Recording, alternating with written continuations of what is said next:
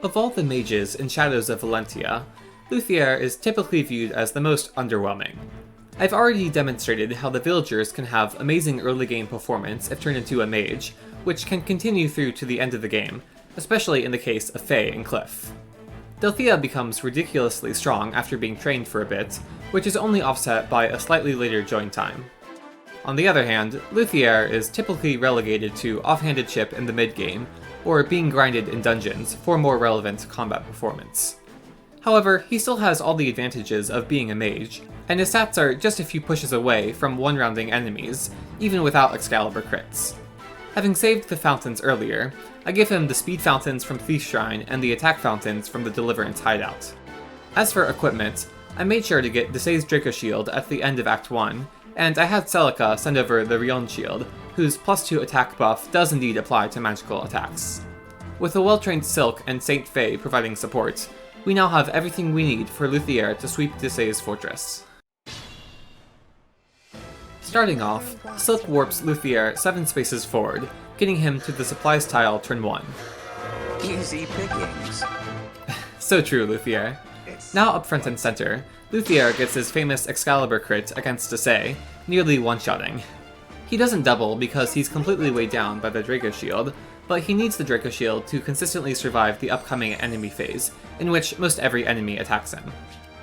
Faye uses her turn to physic Luthier so he doesn't need to dodge Desaix's attacks, but on the likely chance that he does, Faye could use a rescue turn 1 that lets Luthier reach the supplies, in a world where Silk has less attack.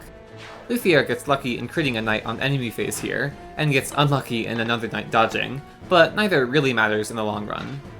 The main goal is to handle Desaix as soon as possible, and the knights will all be handled on future enemy phases anyways. Of course, we'll eventually need to land 2 attacks with 80% listed hit to 2-shot the knights, but we generally have 2 to 4 attempts for each. Turn 2, Luthier finishes off Desaix with Excalibur, who got healing AI and was unwilling to attack on enemy phase, because of course he was. With the kill, Luthier gets a full 100 XP, earning him his first level.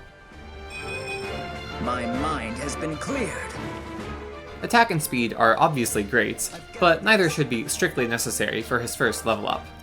It is important that he stays on average with speed for future maps, and the attack level here is relevant for the sake of getting an even faster, reliable clear, but his XP gain is extremely high, and he'll get plenty of levels by the end of the battle regardless.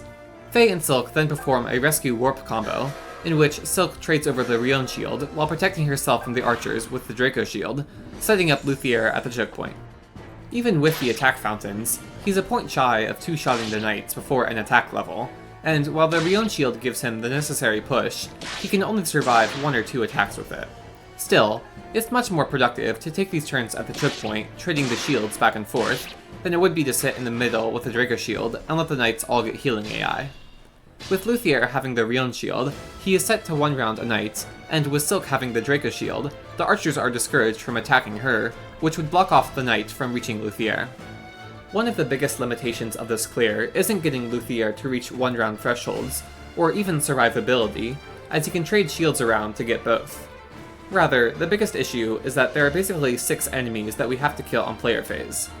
We'd have to rig a fire crit to work around Desaix's high defenses and healing AI. The 3 archers can outrange Luthier, along with the Thunder Witch coming from the south, and the Cantor will just straight up never attack on enemy phase. The biggest threats to Luthier are the knights, and as much as I'd like to use his player phase with the Rion Shield to kill them first, I pretty much need all my player phase kills for the archers. Maybe there's a world where you can force the archers to attack at 2 range, but given that 2 have 4 range with iron bows, and that Luthier would have to be the unit they deal the most damage to for them to attack into him over, say, Silk, I found this to not be a very likely option. As such, I took turn 3 to kill an archer with a lighter Rion Shield equipped, and traded back the Draco Shield for enemy phase. Turn 4 is roughly the same, killing an archer, then switching back to the Draco Shield for enemy phase. This turn, Faye runs back into the forest, who, in character, blocks off the witch from reaching Alm.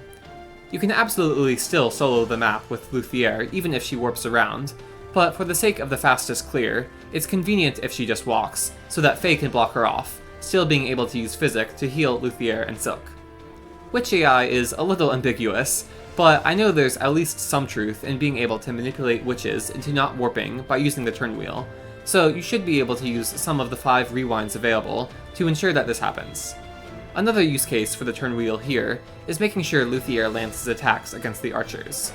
I mentioned that Luthier generally has multiple opportunities to land his attacks on the knights, but he really needs to nail all his hits on the enemies that he can't counterattack. There's not much RNG manipulation to be done with so few units to control, but you can at least rewind to opt for the more accurate Excalibur, which may just mean you need to dodge an extra attack to make up for the greater HP cost. This happens turn 5, in which Luthier misses against the final archer with fire, but with a rewind is able to get the Excalibur kill. At this point, there's only one knight left, so even though he used more HP in casting Excalibur, he faces no danger in leaving the Realm Shield equipped for enemy phase, which lets him one-round the final knight, as well as the Revenants that are starting to approach. After this turn 5 enemy phase, the entire central area is cleared out, and all that remains is the Cantor, a couple Revenants on the way north, and the Witch, who's still stuck in the south. Matilda is still doing fine on her own, but I'm sure you could fit in a physic for her at some time, in case, like, all the Revenants crit her or something. Turn 6, we're technically ready to start moving towards the Cantor, but some Revenants are blocking the spot we would attack them from, even if Silk warped him forward, so I just take this turn to clear out the incoming Revenants at the choke point. Also, there's only 2 here, but there theoretically could be more, and I didn't feel that pushing Luthier forward and leaving Silk and Alm to instantly kill them on enemy phase was in the spirit of the clear, and it was also possible that one of them could just die. Also, with Silk not warping, she was free to heal Faye, letting her survive another hit from the Witch without any dodges involved. Turn 7, Luthier has swept the Revenants and is ready to start fighting the Cantor. With the speed fountains and a speed level up, he doubles with the 1-weight Excalibur, even with the 2-weight Realm Shield equipped. He could one-round if he gets one of 2 26% crits here, and this would save an additional turn. I already rigged a crit against Desaix though, which actually made a meaningful impact on the pace of the clear outside of just one turn save. On the other hand, this crit is just a question of whether you'd like to trade even less reliability for one turn save, and I figured it was still in the spirit of the clear to opt for the more reliable path. Silk does face one round of combat from a Revenant, but neither deals a lethal blow, and the damage isn't relevant to Luthier's performance, so again, we're in the clear. Turn 8, Luthier takes out the Cantor, and we do another Rescue Warp combo to get Luthier back to the choke point, this time to block off enemies coming from the south. In defeating the Cantor and Revenants, Luthier actually reached level 10 and learned Thunder, but unfortunately, mages can only counterattack with their default spell, meaning the Witch will still outspace him with her own Thunder.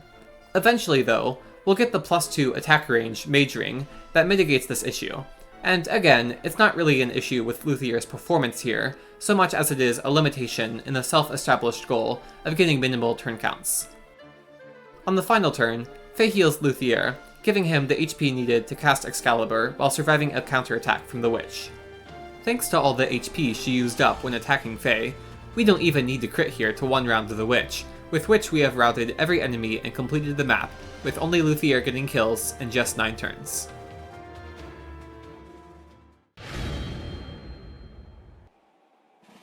Ugh, if you hadn't inserted yourself in my path... True. If the enemies were smart, they would flee simply upon the sight of Luthier. He may not be the most standout unit at base, but being a mage gives him plenty of great matchups if given the right setup. There are a ton of knights and barons in particular that even just a decently trained Luthier can help with, and if you go all in like I did, he's set to sweep one side of Zofia Forest too, especially if given the Pegasus cheese that you get from exploring Desaix's fortress, then immediately promote at the Sylvan Shrine, no grinding involved whatsoever. I won't argue that Luthier is the only candidate for mid-game mage sweeping and late-game player phase sniping, but he is definitely one of them. Cliff and Delthea in particular outshine him when at the same level, but for what it's worth, you always get Luthier and his solid spell list regardless of your villager promotion choices, and you can get him a substantial level lead compared to Delthea by the time Act 4 rolls around. So don't worry, Luthier, you're not nearly as inferior as you make yourself out to be. And that concludes my Luthier propaganda. I actually got the idea for this clear from a suggestion left on my Faye video, and I'd love to hear what other undervalued units you'd like to see a similar propaganda video for in the future. If you enjoyed, consider leaving a like and subscribing so you don't miss out on similar videos I may make in the future. Thanks for watching, and I'll see you next time.